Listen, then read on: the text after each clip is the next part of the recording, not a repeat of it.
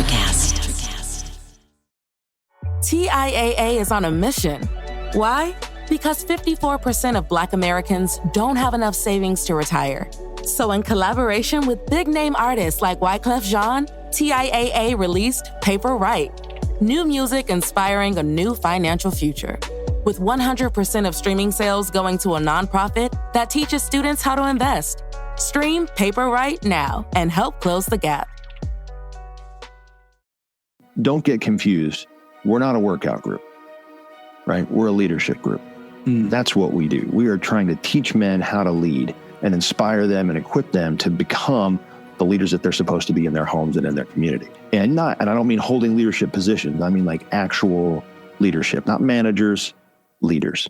Hi, and welcome to Deep Leadership. I'm your host, John Rennie. Well, I hope all is well with you today. It is another beautiful day here in North Carolina, and this episode is brought to you by our sponsors, the Fraternity of Excellence, the Sasquatch Flag Company, and Jeremy Clevenger Fitness. These sponsors help me bring these shows to you each and every week, so I encourage you to click on their links below and check them out. I have another great show lined up for you today, but before we get started, I just want to remind you to check out the leadership books I've written on either Amazon or my website, johnsrennie.com. This year, I'm offering a new way to purchase all of my books for a discount. I've bundled the books into what I call the Qualified Leadership Series, and you get all 3 books for 15% off the individual prices. This offer is only available on my website, so check it out if you're looking to step up your leadership game this year. Also, I want to remind you that Deep Leadership is ranked as a top 100 management podcast in the U.S. and in the U.K., and I wanted to thank each and every one of you for listening in each week and sharing these episodes with your friends. You have helped this podcast grow into a top-performing show, so thank you very much. Well, that is it. Today we're going to be talking about how fitness, fellowship, and faith can be used to address the lack of strong leadership and relationships in our world today. My guest is Frank Schwartz. Frank is the president of F3, an international leadership movement for men with more than 60,000 members worldwide. Frank and I discuss what is wrong with leadership today and why men need physical work to learn, bond, and develop. This was a powerful conversation with someone who is making a significant difference in the world. So, are you ready to dive in? Let's get started.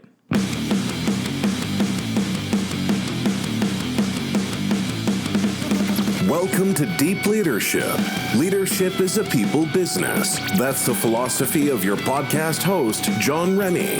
As a former Cold War submarine officer who spent 20 plus years leading businesses in corporate America before starting his own manufacturing business, he knows that leadership matters. Are you ready for some real-world actionable advice from John as well as his expert guests? I'm ready. I'm ready. The show starts right now. Welcome to the Deep Leadership Podcast. Today I'm joined by Frank Schwartz. Frank is the president of F3, which stands for Fitness, Fellowship, and Faith. F3 is an international leadership movement for men with about 65,000 members across 48 states and 10 countries. F3 uses vigorous outdoor workouts to teach leadership principles and to help men overcome what F3 refers to as sad clown syndrome. Frank is a leader, a husband, and a father, and I'm excited to have him on the show to talk about the lack of strong leadership and relationships in our country and throughout the world today, and what F3 is doing about it. So, Frank, welcome to the show. Hey, thanks a lot for having me, John. Appreciate it. It's really it's an honor to meet you, and really interested about what you guys do at F3. So I'm glad you can come on the show and talk about it. Same, and I'm sorry that you don't meet enough good people that I'm an honor to meet. So no, I'm just kidding. We meet a lot of good people, but not many that are leading a 65,000 person movement. I think that's pretty significant. So it's a lot of fun. So let's dive right into it. Sure. What is F3 and who is it for? Good question. So F3, and you kind of mentioned it, stands for Fitness, Fellowship, and Faith. And obviously, I guess the fitness part, kind of talk and say, hey, look, usually it's a pretty intense workout, boot camp style, body weight, typical. Although there's some variation as you get across the country and stuff. Like the guys in Kenya, they tend to run a little more than we do, as you might imagine. Yeah. And then the fellowship part kind of comes in. You start making some friends and things like that. And then the faith part is we classify that as a belief in something bigger than yourself. We don't subscribe to any particular denomination or, or prescribe any sort of religion that you're supposed to have or not have. We simply say, you agree that you're not the king of the world, right? And if you agree that that's the case, then you'll probably do fine. Our goal really is to make every man the best, whatever it is that he said he is, right? Mm. And so we take those with those kind of three, pillars, if you will, and we go and start men's workout groups across the world. And actually now, it used to be that we would travel to a place, right, and launch it. And now it's become ubiquitous enough that guys, these groups just kind of naturally spring up, and a lot of times they're breaking off of another group that already exists, or, somebody who did it when he was here in Charlotte, North Carolina, moves to, I don't know, Wichita or something where there isn't one, although there may be one in Wichita. I have trouble keeping up, and then he's like, hey, I want to start it here. And so it sort of spread a little bit organically like that. But yeah, the idea behind it is that somewhere along the way, the guys who founded it, Dave Redding and Tim Whitmire, they just wanted to not be fat. They were middle-aged guys and had gotten out of shape, and both of them were, Dave had been in the military, former Green Beret and stuff, and Tim had, been a college athlete. And these guys, like a lot of us do, right? We hit our 40s and gain a little weight and stop working out and don't have as many friends as we used to. And then we start going, man, is this all there is? And so these guys, started showing up to this outdoor workout that another person was already doing. And as it grew, this guy said, hey, man, I'm capping this. We're never going to have more than 20 guys or whatever it was. And so Dave and Tim were like, well, hey, do you care if we start one across town? And he was like, I can do whatever you want, right? And so they recognized that there was something there, and that camaraderie and that fitness and, kind of that shared suffering, piece. There was something magical there. And so it just, day one, there were 40 guys, and now there's, however many tens of thousands that there are out there. And so that's, it just kind of grew organically that way as men became friends and started looking for ways to impact their community. But B, the big thing that happened is Dave realized that his big problem in the world is that he recognized there was a giant hole in male leadership. Guys standing around with their hands in their pockets in churches and boardrooms and, other places where it was kind of like, well, aw shucks, they might be high powered guys at work even, but then they come home and they're kind of just, according to Jim, or, what was that one? King of Queens, or, one of these kind of things, right? They just came home and they were kind of, and said, I don't want to live with that. It happens, right? Men get, and I was victim of that too, very successful in my career. You get comfortable, you get complacent, you find the couch, right? And next thing you know, again, like myself, I was former military, right? So used to camaraderie, used to working out, used to being in shape, used to having a team around me, and then suddenly you're sitting at home one day saying, what happened? I think too many people get sidelined. Too many men get sidelined like that. Amen. Yes, that's exactly what happens. It's funny. Dave always says, he goes, I thought I had this incredible discipline. And then I realized as soon as I left the military, I was like, oh no, they had discipline. And I was just a benefactor of it, beneficiary of it because, they were telling me where to be and when to work out and all that kind of stuff. He's like, I was a very disciplined guy. I was very in shape, As soon as that wasn't there anymore, he fell into doing nothing. And you're right. It's funny, John, because almost to a man, I can look in a guy's face who's kind of in that, we'll call it late 30s, early 40s, kind of that 35 to 45 range, obviously, a little bit here and there, right? And I usually can look at them and you can recognize them. They're a little overweight and they're fine. Everything's fine, and I'll tell them, I'll look them right in the face and I'll go, let me guess, brother.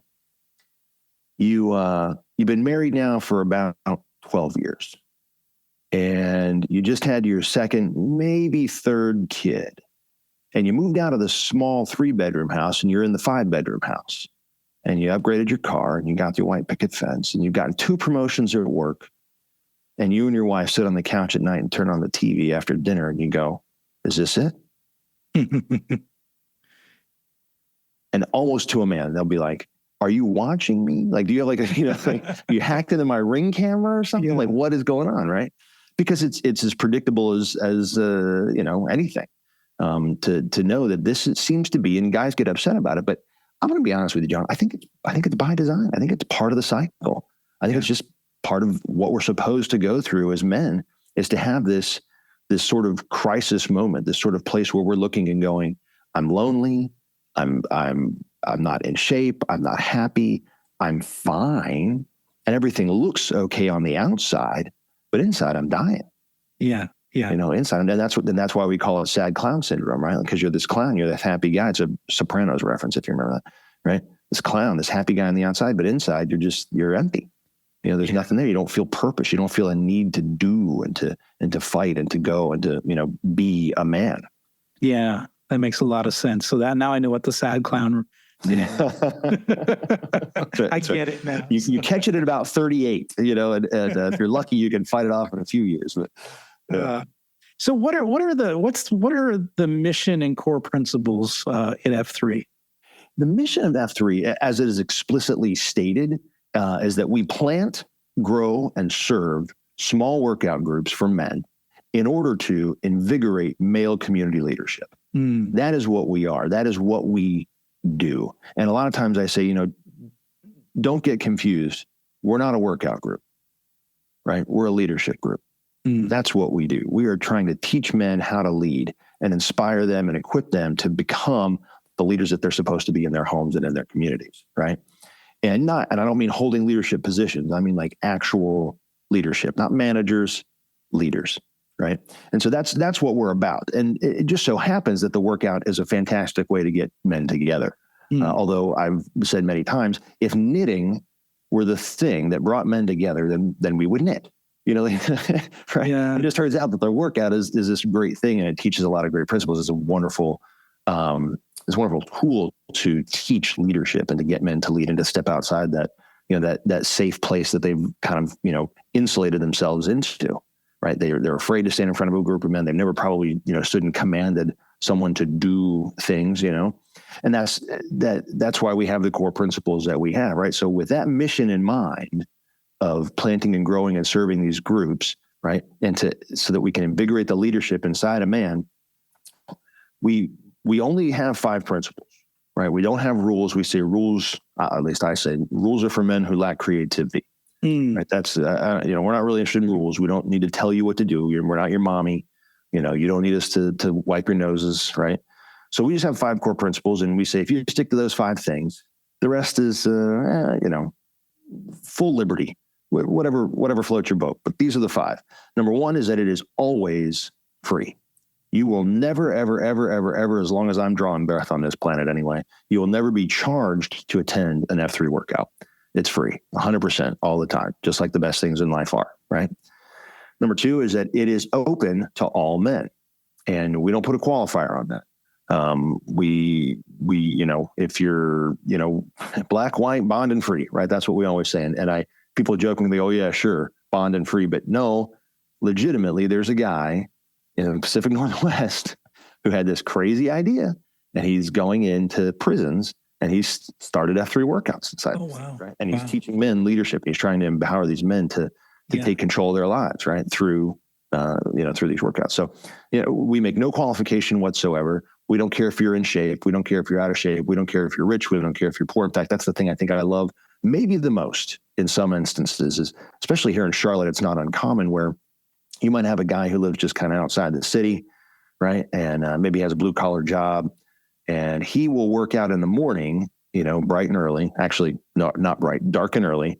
And he might be working out next to a guy who's a high powered executive at one of the giant banks and is a multi-millionaire. And they'll never have any idea, and they don't care. And as long as you're willing to suffer together, it's fine. And they might become really good friends, and there's not a lot of places in society that allow for that kind of radical inclusion. Right. Mm-hmm. And so that is why no matter what, we're unflinching about the fact that we are open to all men, period, full stop. The third core principle is that it's always outdoors, rain or shine, heat or cold. We don't care what's going on. Now, that's a great principle to have when you live in Charlotte, North Carolina, and right. And like this morning, it's, 65 degrees. There's a light breeze and everything. Yeah, it's crystal clear. It's beautiful, right? It's a whole other thing when you got guys in Omaha, Nebraska, right? Or Minneapolis, Minnesota, and there's 3 feet of snow on the ground. And you know what? They do it anyway, John. Yeah. They do it anyway because we believe that part of your job as a man is to become mentally and physically tough, to be durable, and to subject yourself to things that make you uncomfortable and maybe even cause you some pain, because that's useful for you to be effective and useful as a man, right? So it's always outdoors. Doesn't matter. If you're inside and you're working out with guys, we respect that, but that is not an F3 workout, right? Number 4 is that it is led by men who participate in the workout. So it's peer led, right? There's no professionals and there's no training necessary. There's no certifications or anything like that, right? Nobody here is a pro. Nobody's getting paid, and nobody has any kind of special institutional knowledge to teach you how to be a workout. We're not making personal trainers, John. We're making leaders, right? And so that is how it is done. You learn how to be a leader. You learn how to run the workout from other men who have done it before you, and through a healthy amount of failure. Right? Is doing it wrong a few times, and then you'll figure it out. And then the last thing that we always do, no matter what, and that makes F3, I think, different and special outside of any other kind of fitness movement or fitness group or really any other kind of group for men, period, is that it always ends in what we call a circle of trust. And that circle of trust is it's a time to be vulnerable. It's a time to share what's on your heart. It's a time to seek help, maybe, from your brothers, right? And we've had, I've stood in circles where everything from my kid committed suicide to I'm feeling like I'm going to fall off the wagon, and go back to being and drinking alcohol, all the way down to, look, I'm struggling at work, for whatever the thing might be. But we have that time. It's an open time where guys can share what they're dealing with. And sometimes it goes deep. Sometimes it's just sort of a mention like, hey, if you think about it, maybe say a prayer for me later or keep a thought, whatever it might be, right? But that sort of time, that intimate time, and that time when you have a chance to really connect and really hear what's on a man's heart and have him be open, and to share.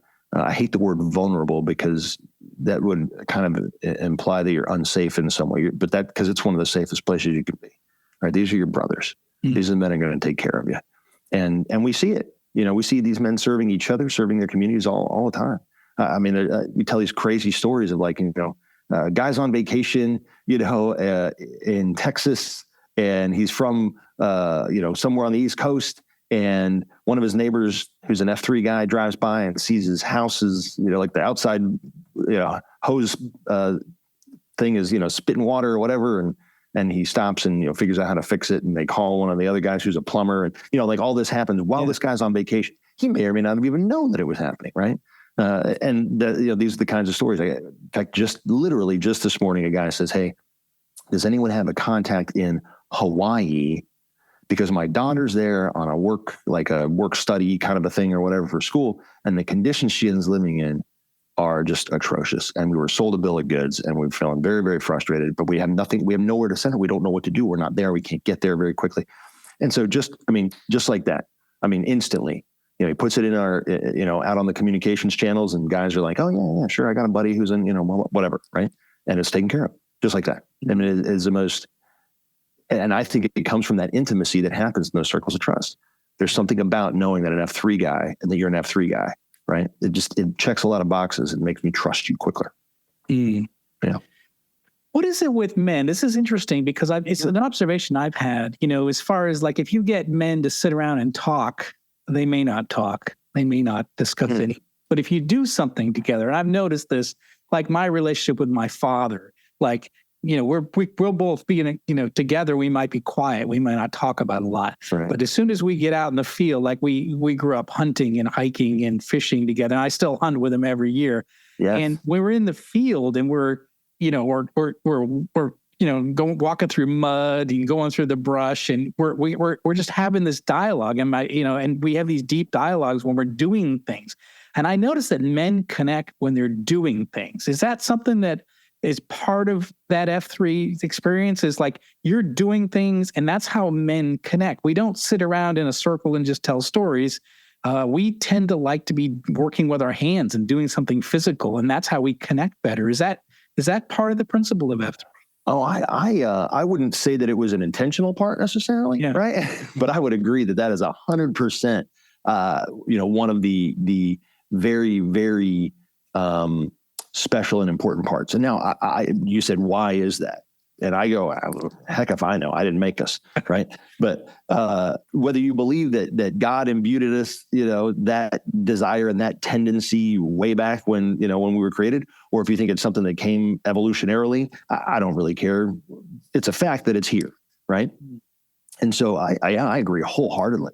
In fact, there are guys who they tried, hanging out as buddies, like, sitting at the coffee shop and just, and chatting. Yeah. And it just didn't work for them very well. To get started for sure, especially when it's early, or especially early on, right? In the relationship. Maybe later they could do it, but so they ruck. Like these 4 or 5 guys will go out, they'll throw on a pack and they just start walking. And they have some of the deepest and most intimate conversations about things. I experienced it myself. A buddy of mine says, "Hey, I'm going to be honest. I'm having some trouble with something, and I'm wondering if we can chat." And I was like, "Yeah, man." So we throw on a ruck, we go for a walk. We end up walking probably about 5, 6, 7 miles or something. It was a long way. And he shares his heart, saying, "Hey, I'm having some thoughts of infidelity. I ran into this old girlfriend, and whatever, blah blah blah. We've been having trouble in my marriage." By the end of that talk, it's all off his chest. He's opened it up. He recognizes that he caught it early, and he was grateful. And he says things like, those talks, not me, but, those talks, those things that we do together as men are the things that saved him. They're the things that kept him from falling, into problems, right? And I agree. I think we are physical beings as men. We are supposed to do things. I think it's deep in our DNA, deep in our hearts. It's planted in there for us to be useful. We must have purpose. If we are purposeless, then you see what's happening right now. Yeah. Right. In our, you see what men are doing, and the bad behavior that they have is terrible because they don't have a purpose. They don't have something that they're working for. They're sitting on couches, they're playing video games, or, indulging in all kinds of terrible things. And that's, I think you're right. I think there's a real element to that. In fact, just to keep talking too much, because that's part of what I do. But we even go so far as to say, hey, you should find not just things to do, but really stupid things to do. Yeah. You have a whole section of things, a whole segment of what we do, we call CSOP, right? Which is an acronym for completely stupid and utterly pointless. Like there is no reason to go out and run, a 200-mile relay together or something stupid like that, right? There's no reason to do that. Why would you have cars? Why would you do that? Because there's an element of that shared suffering and that physical nature that bonds us as men. We'll be right back after a quick word from our sponsors.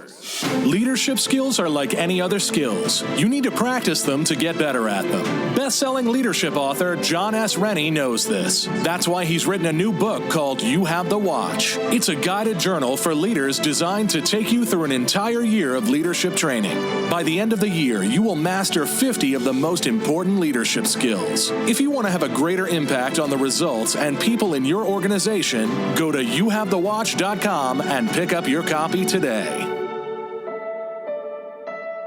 This episode is brought to you by the Fraternity of Excellence. The Fraternity of Excellence is an online and real-world community for men who are looking to improve in all areas of their lives. The men of FOE are working together to become better husbands, fathers, and leaders at work and in their communities. They live by a simple philosophy: as iron sharpens iron, so one man sharpens another. Now, I've been a member for more than 3 years, and for me, I finally found a brotherhood of men that I was missing from my time in the military.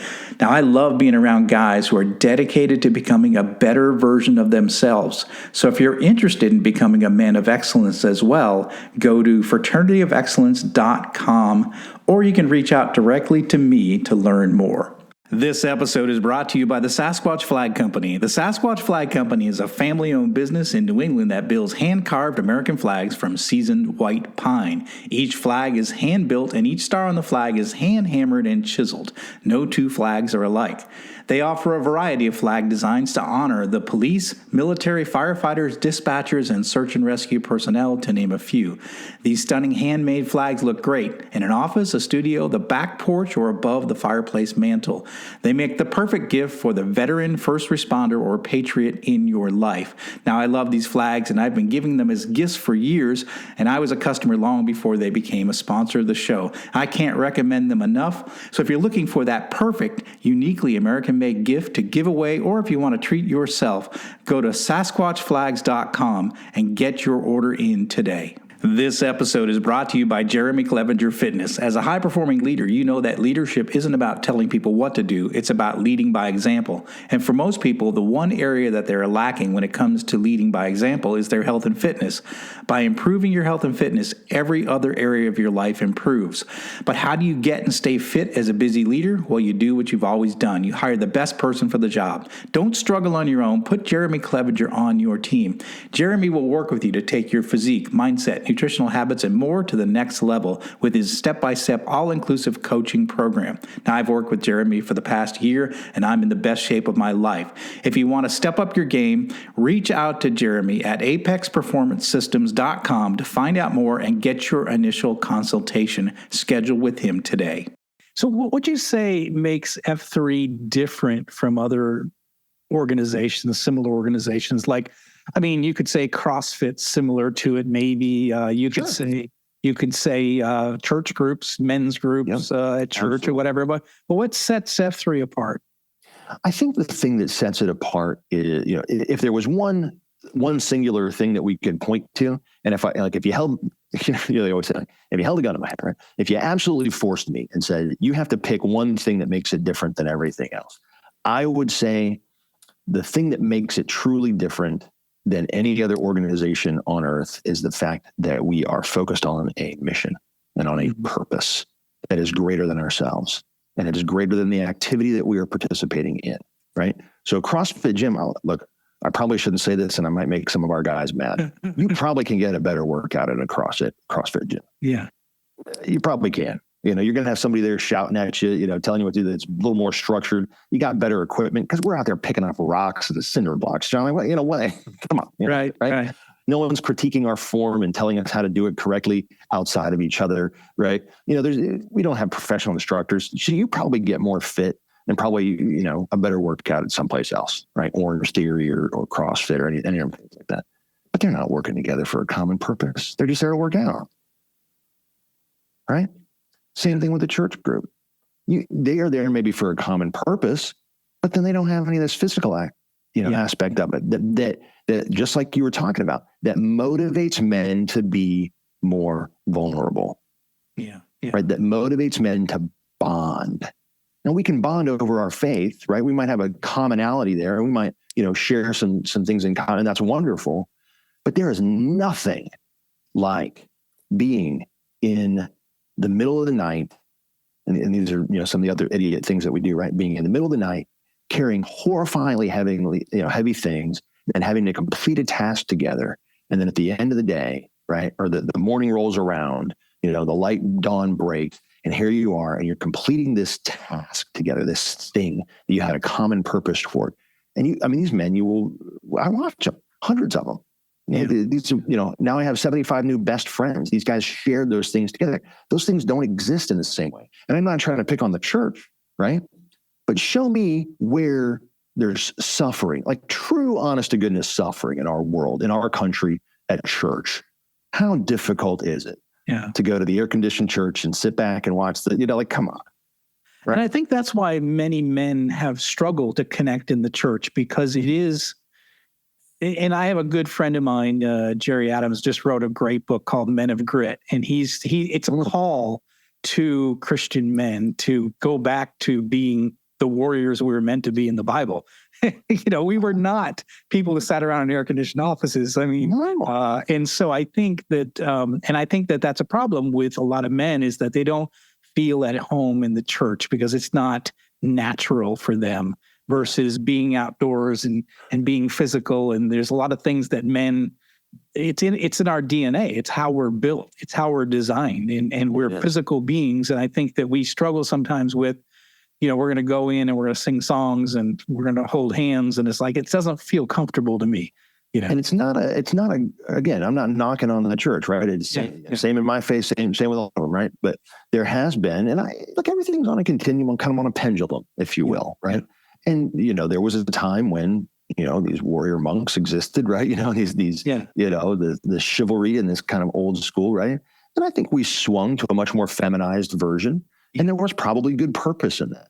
There's probably some good reasons for that. And I think in some ways, for me anyway, what it's done is that it has made me a little more gentle and a little more soft on certain kinds of things when it was necessary, right?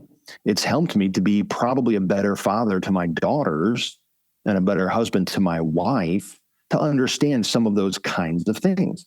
Well, good. I understand them. Guess what? I think it's time to swing the pendulum back a little further this way. Does it need to go all the way back to, riding horseback and, that sort of thing? Probably not. Take it easy, right? But I don't need to, live off the land, it's some sort of, like a compound or something, right? To be manly enough, right?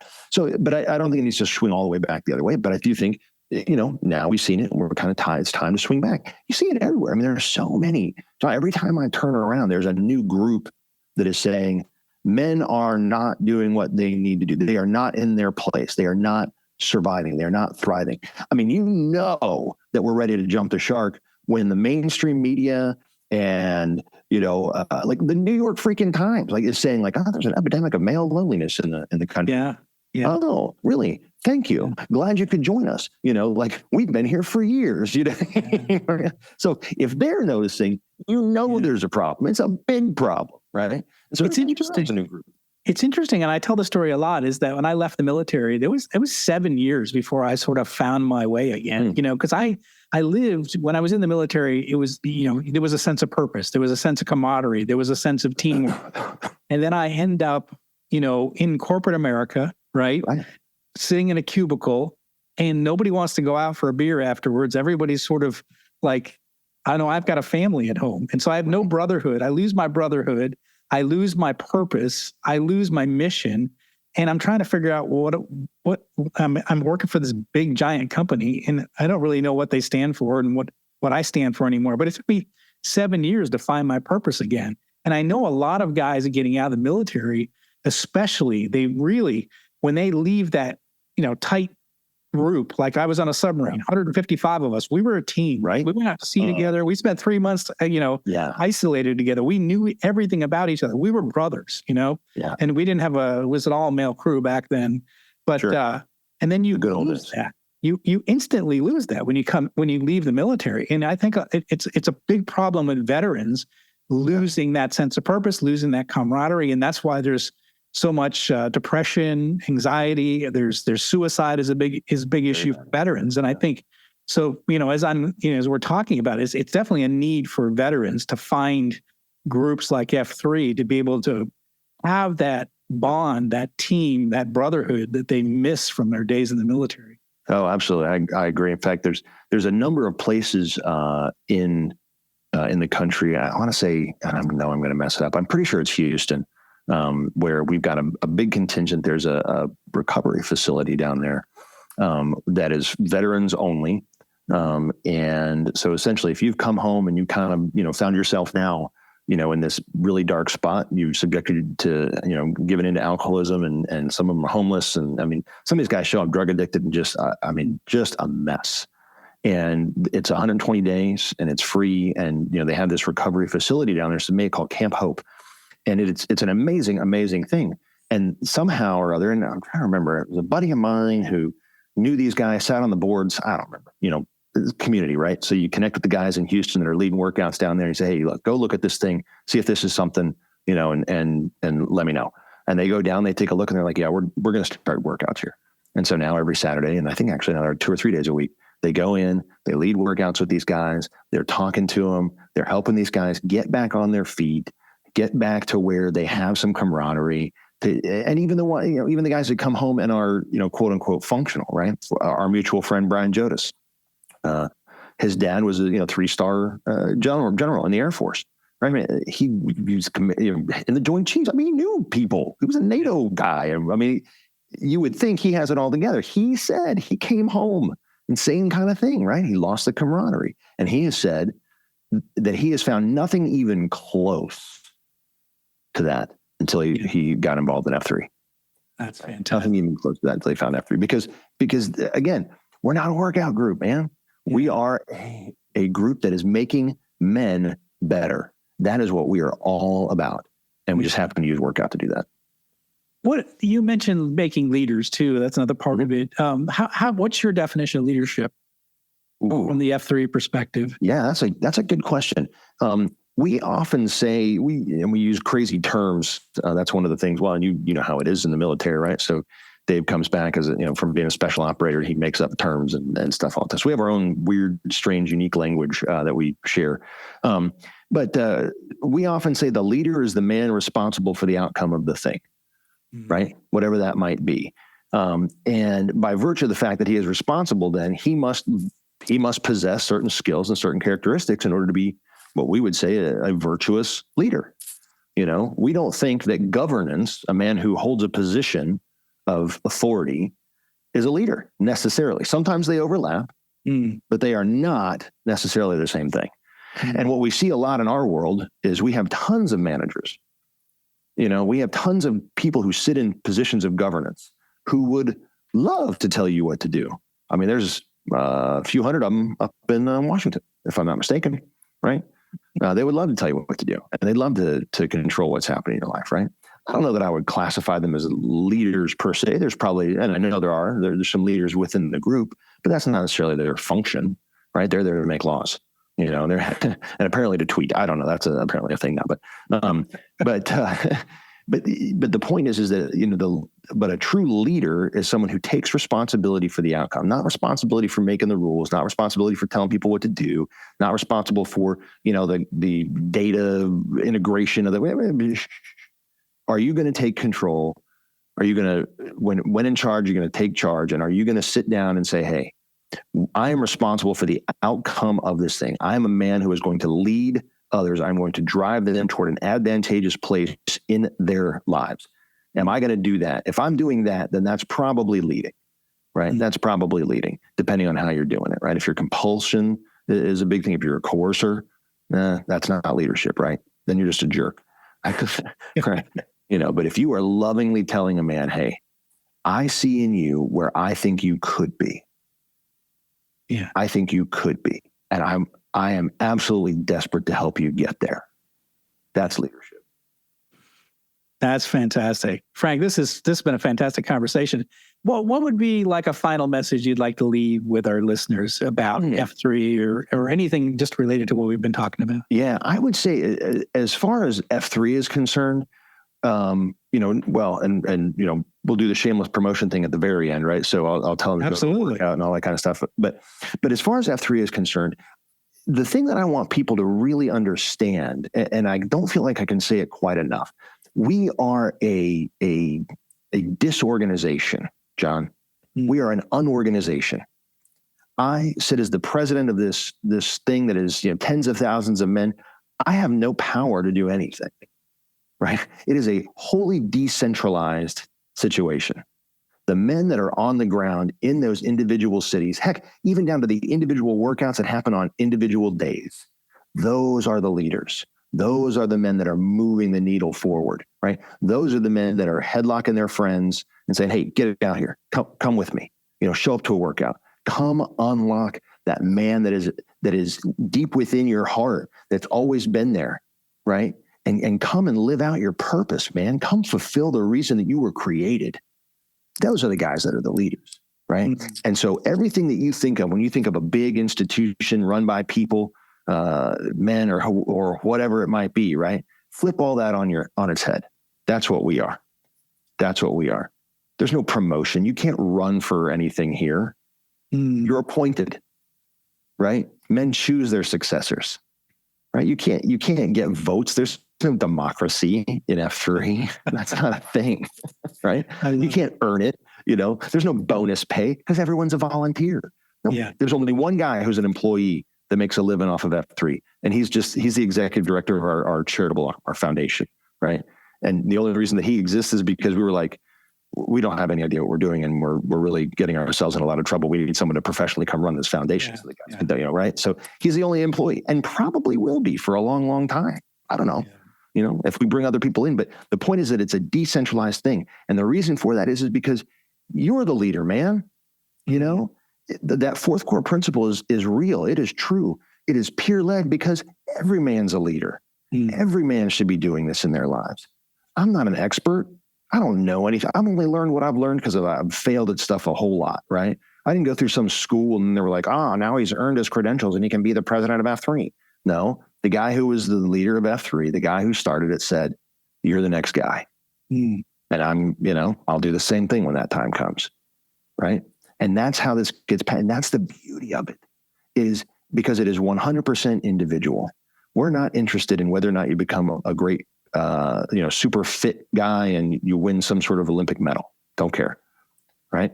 I don't care. And I would say this is true of every man, right? I don't care how much money you earn. I don't care what title you hold. I don't care about any of that in your life.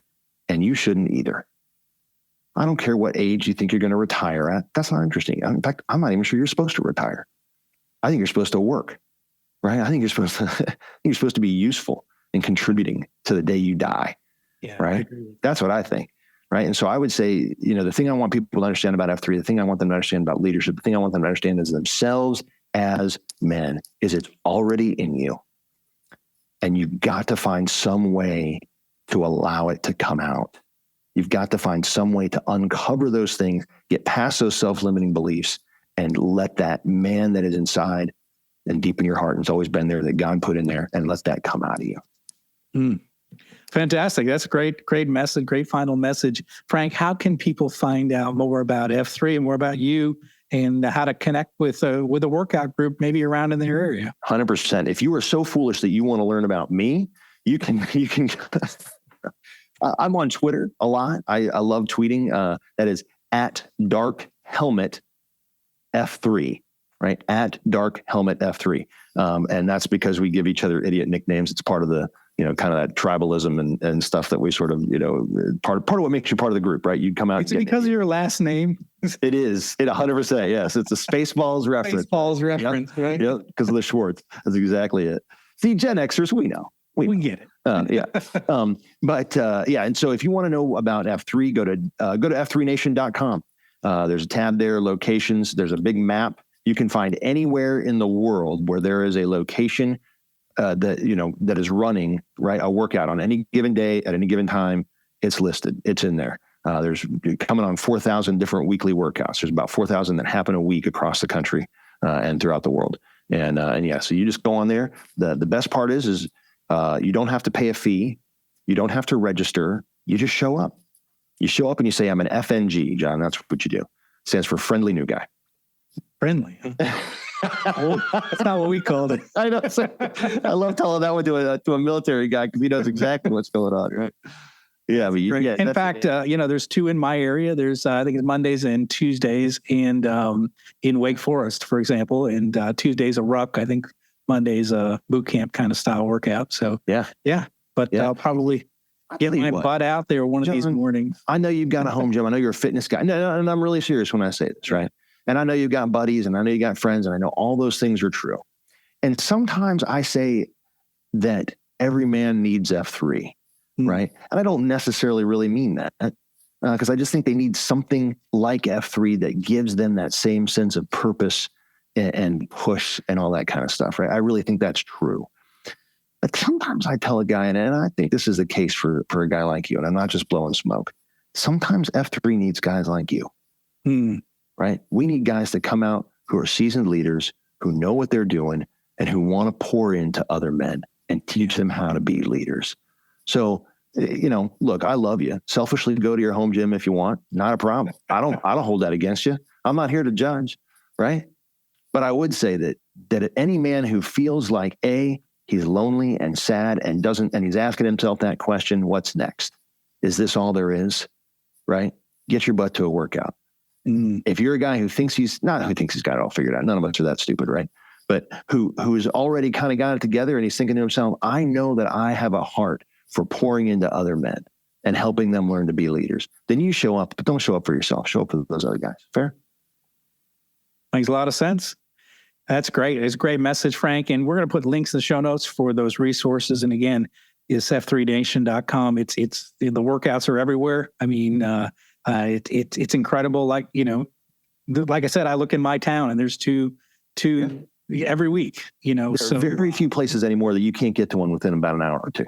Yeah. And the thing is, it's free, and it's a way to bond. It's a way to get, have a physical workout and connect with other men. And I think we need that in a lonely and disconnected world that we live in.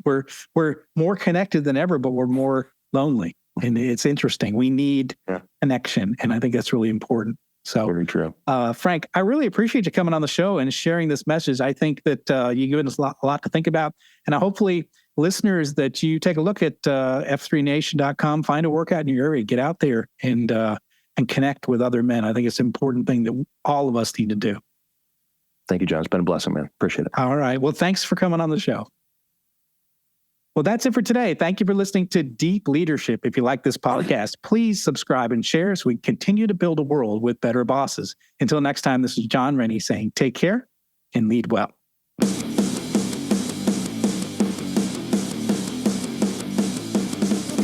Thank you for listening to Deep Leadership. Thank you. Thank you. Thank you, thank you, thank you for all you do. We hope you enjoyed today's episode. For more information and updates, please visit our website at www.deepleadershippodcast.com or johnsrennie.com. Until next time, take care.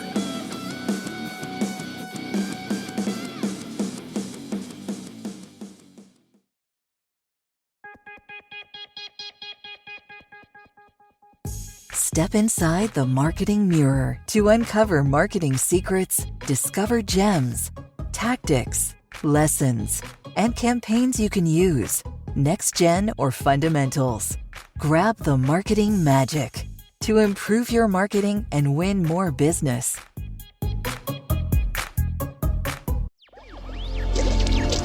Electricast. Are you a fan of classic cinema or a young person who wants to discover the best films of all time? Do these legendary movies still hold up? On the Generation Film podcast, two guys who grew up when movies dominated the culture share a great film with a panel of young movie lovers and see how it plays for today's generation. We discuss changes in storytelling styles, representation, the making of each film, its initial reception, and how its meaning has changed over the years. Join us as we explore cinema classics across generations on Generation Film. Electricast.